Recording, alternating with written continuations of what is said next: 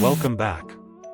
Today we're diving into the powerful Array.reduce method in JavaScript.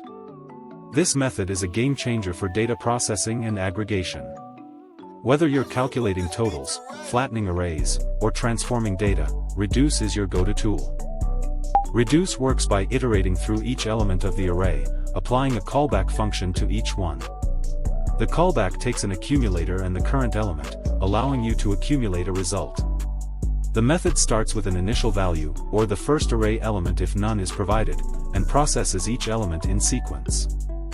You'll use reduce when you need to compute a single result from an array, like summing numbers, flattening nested arrays, or transforming data structures. It's particularly useful in data analysis and financial calculations. Let's analyze this code step by step.